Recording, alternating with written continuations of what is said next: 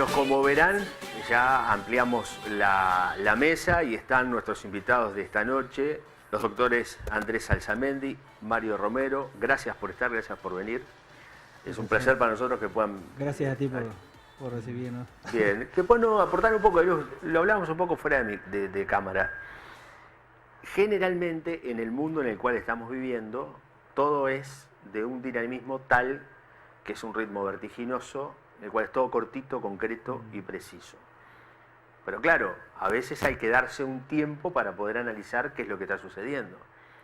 Si uno piensa en lo que sucedió el año pasado, en materia climática y en materia de afecciones respiratorias, los casos de gripe, a esta altura del año estábamos al borde del colapso. Exactamente. ¿No? Si, para refrescar un poco la memoria, año 2016. Bueno, el año pasado la epidemia de infecciones respiratorias empezó mucho antes. Yo incluso creo que tengo el recuerdo que incluso los planes invierno de muchas instituciones se tuvieron que adelantar. Incluso en el Pediatra Rosell, que es el centro pediátrico más grande del país, muchos de los que trabajamos ahí nos tuvimos que empezar a trabajar antes en el plan invierno para poder hacerle frente a la epidemia invernal. ¿Y cómo viene este año? Bueno, este año parece venir un poco más atrasada, digamos. Ya estamos en un momento donde las infecciones respiratorias virales, sobre todo, que son las que marcan el invierno, están aumentando, quizá no llegando ni por asomo al momento máximo, si se quiere, de desarrollo de las epidemias, que son en realidad las infecciones respiratorias en la infancia. La mayoría son virales y están marcadas por la presencia de determinados virus, entre ellos el de la gripe, pero por varios virus que van como de alguna manera turnándose o teniendo picos en diferentes momentos del ¿Son los mismos invierno. virus o hay nuevos virus de la gripe? No, son los mismos. En realidad lo que tienen es el mismo virus, lo que puede cambian de forma de año a año. Incluso hay una explicación que es bastante interesante que tiene que ver con la conformación de la vacuna. La vacuna se hace en función de las cepas que circularon en el hemisferio norte en el invierno previo, digamos, en el enero y febrero de nosotros. Anterior. Exacto. Y en realidad cubren para 3 tipos de virus que supuestamente se supone que son los que van a circular, pero no para todos. Porque en realidad sobre todo son los que cambian. Hay otros como el virus respiratorio sincicial, que en realidad es el más frecuente en los niños pequeños, sobre todo en los menores de 2 años. En realidad no varía mucho, es el mismo virus y tiene como todos los virus y bacterias, tienen varios tipos, pero no tienen demasiadas modificaciones. ¿Y actualmente cuál es el tipo de gripe que se está dando? En realidad, O la gripe común y corriente. Claro. Lo que pasa es que ponen tantos nombres. Claro, no. Hay un que es la H1N1, que le dan una vacuna por esto. conceptual que está bueno por ahí, capaz que desarrollarlo un poco más, porque justamente empezamos hablando de las infecciones respiratorias, ahora estamos hablando de los virus respiratorios. Los virus, por definición, tienen un comportamiento en el cual el contagio es mucho más fácil, por decirlo de alguna manera, entre las personas, de las infecciones virales. Las infecciones virales se comportan de forma autolimitada en el organismo, eso por otro lado, y un tercer punto y no menos importante, no se curan con antibióticos. No es que tengo gripe, consumo antibióticos. Eso, ¿por qué traerlo a la mesa? ¿No? Porque eso implica un poco el por qué la inquietud de por ahí explicar algunas cosas que la gente, yo lo repito, a veces no tiene por qué saberlas, pero está bueno que se le informen, ¿no? Esto que estábamos diciendo recién, ese comportamiento de las infecciones respiratorias virales generan diferentes marcos de comportamiento de lo que se dice la atención primaria o las medidas preventivas de prevención. Entonces, como dijimos, ese comportamiento, esa virulencia que provoca el fácil contagio entre, en este caso los niños que nosotros venimos a hablar, da la pauta para que los profesionales de la salud nos interesemos un poco más en hablar sobre la prevención del contagio, por un lado, después por otro lado... La prevención es no mandar el chiquilín a la escuela, no.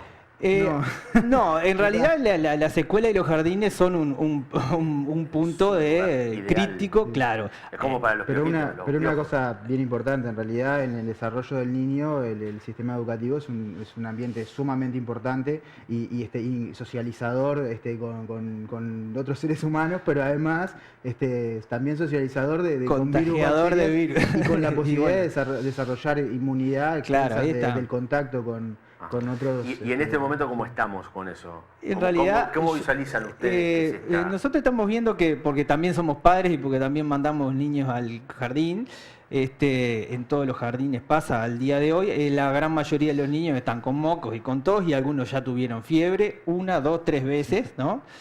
Eso quiere decir, eso si lo llevamos al punto de vista de la enfermedad, o sea, desde nuestro lado, bueno, estos niños seguramente pasaron por 1, 2, 3 cuadros respiratorios virales, de los cuales son autolimitados, se curaron solos y se reinfectaron. No es normal, o sea, eso y es lo esperable. Es que el niño tenga ninguna predisposición. Es lo esperable. Sí, ahí está, es lo esperable. Es decir, puede pasar. Exacto. Sí, totalmente. Si alguno, si no es normal que si pase. el hijo de alguien de los que se está viendo le está pasando eso, es normal que le pase. Es normal. Es lo para esperable. la época Sí, y por el tipo yo de creo que incluso hay un detalle, por ejemplo, en el tema de preventivo, o sea, hay determinados momentos que quizás sea bueno limitar el tema de la concurrencia a los jardines, sobre todo cuando el niño está enfermo, pero además, si uno piensa en las vacaciones de julio, ahora hay una visión muy turística de las vacaciones de julio. En realidad las vacaciones de julio debieran marcarse en función de la agenda de salud del país, quizás no tanto de la agenda turística, digamos. Es un tema a revisar, entonces. No, esto, bueno, pero lo han sí, planteado desde ese punto de vista. Pues, por lo menos a tenerlo en cuenta. Históricamente, las vacaciones de julio, en definitiva, coinciden. Son para eso. El objetivo de las, claro, que es los sacar niños no tengan que ir tan niños temprano a la escuela, Ahí no está. pasen de repente tanto frío en la mañana, que no estén en contacto con lugares cerrados. Lo que pasa es que últimamente en realidad lo que se genera es que en las vacaciones todos los niños se encierran en el cine, por ejemplo. Claro, bueno, otro lugar. se pasa para otro lado No, el problema. Pero digo, históricamente las vacaciones de julio tienen mucho que ver con eso, con el periodo de mayor frío en el invierno, limitar de repente en ese momento el contacto con ¿Cuándo los es el niños. momento adecuado, desde el punto de vista de ustedes, para que un padre consulte por la salud de su hijo cuando ve que está resfriado, con fiebre, con determinados síntomas que ya pintan, se engripó Ahí o se va a engripar? cabe ¿Cuándo decir es el momento? ¿Qué es lo que hay que tener en cuenta? ¿Por qué digo esto? Porque en las últimas horas se ha hablado sobre el tema de no saturar las emergencias, de no... Ajá. Es decir, bueno, ¿cómo es esto? Como para poder educarnos también los adultos que tenemos que estar con los niños. Ahí cabe decir algunas cosas, ¿no? Uno de los cambios que ha habido también a nivel social, no solamente en el Uruguay, sino a nivel internacional, que hay una situación de cierta medicalización de la sociedad, un montón de procesos que de repente antes se resolvían en la familia, se requiere como de la atención médica para resolverlos. Un poco por los miedos que pueda haber, de que bueno, es un resfrío, pero ¿y si no es? Lo primero que hay que plantear es que hay que entender esos miedos de las familias y los padres, y bueno, la cuestión es generar formas de atención que puedan responder a las inquietudes, incluso esta instancia, por ejemplo, de que nosotros podamos tener el espacio para hablar de este tipo de enfermedades, puede llegar a abrir un poco la cancha a tratar estos temas de otra manera y de repente no tanto en base al miedo o de repente un niño se enferma y va a tener una forma grave. En realidad la mayoría de las infecciones son leves y no requieren de hecho ningún tratamiento médico quizás. Entonces va un poco por ahí. Muchas veces se generan consultas, sobre todo en las puertas de emergencia, que quizás pudieran ser resueltas en otros ámbitos, en policlínicas. Sabemos que a veces es difícil el acceso a las horas de policlínica, pero que debieran resolverse en otros ámbitos. Y acá a mí me parece que hay que aprovechar la oportunidad para definir cuáles son las funciones de la puerta de emergencia, cuáles son las funciones de la unidad de emergencia móvil, sobre todo, porque esto que ocurre en todo el país está un poco descontextualizado. La puerta de emergencia y una emergencia se define como una situación donde un individuo, o sea, corre riesgo su vida, es inminente, emerge de otras situaciones porque está en riesgo inminente la vida de esa persona. Eso es una emergencia. Que un chiquín le duele la garganta, tenga un poco de fiebre, no es esa situación de emergencia. Ahí tendría que recurrir a la policlínica. Exacto. Y una urgencia, para terminar un poco la definición, es una situación que urge, o sea, alguien que tiene que recibir atención médica, pero que por lo menos en el transcurso de horas o quizás días no corre riesgo su vida. Si uno se planta en esa definición, la puerta de emergencia es para urgencias y emergencias, y la unidad de emergencia móvil es para urgencias y emergencias. Claro, requiere una reorganización de la atención, ¿no? Porque a veces lo que se vende es la atención rápida con una ambulancia. No, y una educación de los usuarios de los servicios de salud. Claro. Generalmente el usuario de un servicio médico, hablo de repente como adulto, no logra la atención en policlínica para mañana y esperamos y vamos a la emergencia. Sí. Porque pasa eso. Como no logra una respuesta rápida del sistema, pues el sistema no está preparado o no da para hacerlo. Pasa habitualmente en Florida, recurre a la emergencia. Y eso pasa con los niños también. Eso igual es universal, pasa absolutamente en todo el mundo, no solo acá. En todos los inviernos sobre todo. Pero ¿cómo se hace ahora, en este momento, que parece ser el cuello de botella? ¿Estamos en el cuello de botella en este momento? Estamos entrando.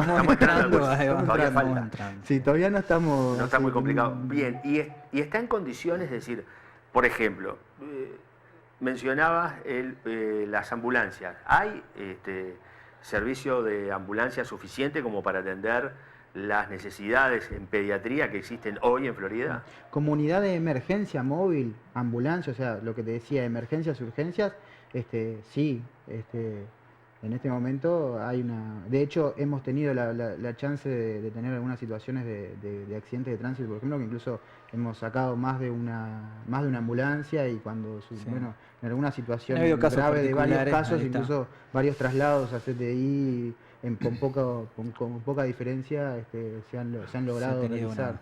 Una buena respuesta. Sí. Y las policlínicas, tú mencionabas que está complicado el tema de las policlínicas. ¿Pasa en todas las policlínicas o hay alguna diferencia entre lo que son las policlínicas? Por ejemplo, yo voy a hablar como se habla la gente adulta. ¿Las policlínicas públicas o las policlínicas privadas? Bueno, eso nosotros en realidad no tenemos de... ¿Tienen alguna forma de evaluar? Por lo menos lo que visualizamos quizás es que hay una falta de quizás costumbre también del funcionamiento, o sea, como que las cosas que tienen que ser atendidas en el día a veces se reservan números, nos consta que en la red de atención primaria de ACE se reservan algunos números, pero bueno, en realidad el funcionamiento exacto a veces lo que pasa es que se da una situación media burocrática, digamos, que no es en función de la selección del paciente, o quizás no existen policlínicas de atención rápida o atención en el día, entonces a veces se generan dificultades, así en forma genérica, digo, no sin ninguna institución en particular, por cómo se da la gestión de las horas y el acceso, y también las necesidades de ser atendida de la gente, que de repente te doy hora para la tarde, pero no me sirve, entonces voy a la puerta de emergencia de mañana. ¿Y qué pasa en el interior del departamento? Nosotros tenemos la suerte de estar llegando desde Berrondo hasta Independencia, toda la zona rural, las Mendozas, es decir, que nos están viendo en cada uno de esos lugares. Estamos seguros que por lo menos uno hay, de un poco más de los 8 de Sánchez Padilla, y de San Gabriel a Cerro Colorado. ¿Qué pasa con esa gente? El interior en Florida se organiza, o sea, la asistencia está a cargo de un médico general en realidad. Van, en el caso de pediatría, van pediatras a hacer policlínicas de forma semanal, a veces 2 veces por semana, según la localidad, que eso depende un poco de la localidad, de la población que tenga. Pero sí, el médico de referencia es el médico del pueblo, ¿no? Es el médico que reside en el pueblo. Nosotros, por lo general, siempre tenemos una comunicación fluida en la cual el médico bien, ante cualquier duda, se comunica, estoy hablando del caso de la pediatría, ¿no? De los niños, de la asistencia de los niños, se comunica con el médico que está de guardia en la puerta de emergencia, plantea el caso y o se pide un consejo desde el punto de vista terapéutico de manejo, o bien se manda el niño para que se le continúe la asistencia acá en Florida, ¿tá? Se manda a buscar, depende de la gravedad del caso. Es decir, que hay cobertura. Sí, o sea, para llevar la tranquilidad. Sí, porque sí. Claro, ahí, capaz que no cuando aparecen estos temas, cuando se ponen públicamente los temas, yo estoy seguro que a partir de las próximas horas van a aparecer más casos de gripe. Es así. Sí. Cada vez que pasa algo, hay una especie de explosión. Es esperable porque empiezan a ver los síntomas o se empieza a hablar más del tema. ¿Tá? Y lo mismo puede suceder en el interior. Y el que está en el interior muchas veces, con otros servicios, está medio solito, ¿no? Es decir, el interior está bastante abandonado, más allá de que se ha avanzado mucho en muchos órdenes. Pero todavía seguimos teniendo diferencias. Nos quejamos del tema de Montevideo con Florida de repente, pero dentro de Florida nos pasa lo mismo. Se generan las mismas diferencias. Con la diferencia de que en Florida tenemos, por ejemplo, 13 lugares, 14 puntos disgregados a lo largo de todo el territorio. Y allí la preocupación. Así que pueden quedarse tranquilos que hay asistencia y si no, se trasladan. Y lo que yo les decía hoy, ¿a qué tienen que tener, antes de ir a una pausa y poder desarrollarlo para que se tome en cuenta, a qué le tienen que prestar atención los padres? ¿A qué síntomas? Como para decir, bueno, por ahora te quedas en casa, de repente no lo envían a la escuela, pero decir, explíquenme ustedes, porque ustedes son los médicos, yo no, yo talanteo. Hay una cosa quizás fundamental que es la edad, ¿no? Recién nacidos, en realidad, justamente la consulta frente a una situación de una infección de fiebre tiene que ser, o sea, no se puede postergar. Eso o sea, sí. Es muy chiquito. Sí. Después, los más grandes de un mes o de entre un mes y 3 meses o más grandes, ya la situación es distinta porque, bueno, frente a la situación de fiebre que no es de más de 39, de tener mocos de repente, que se alimente bien, que tenga un buen estado general, solamente por los mocos no tiene mucho sentido consultar, porque además al final se termina consultando muchas veces, porque con los mocos seguramente vaya a seguir. El punto limitante quizás sea tener fiebre de más de 39, tener dificultad para respirar, que eso nos habla de que la infección puede ser baja, ¿no? Generalmente las infecciones respiratorias las dividimos en altas y bajas. Las infecciones respiratorias altas en general nos generan algunos problemas, pero son infecciones, es el resfrío, digamos, o el dolor de garganta que se va a pasar en unos días y por suerte la gran mayoría de los casos no evoluciona nada grave. A veces evoluciona a algo más grave y se hace baja y hay que estar atento a eso. Entonces, la fiebre de más de 39, la fatiga, la dificultad para respirar y la imposibilidad, sobre todo en los niños más pequeños, la imposibilidad de alimentarse o los vómitos, pero no un vómito porque se vomitó un poco los mocos que por la tos y eso, sino los vómitos reiterados y que le impiden alimentarse, ¿no? ¿Y el tema de la automedicación? Bueno, ¿Qué hacen con él? ¿Qué le dan? Eso genera... Claro, ¿qué le damos tiene síntomas leves. Ahí está. Nosotros somos ¿Le da algo o lo deja quietito? Nosotros somos muy de mandar cosas que por ahí no son las que los padres esperan, ¿no?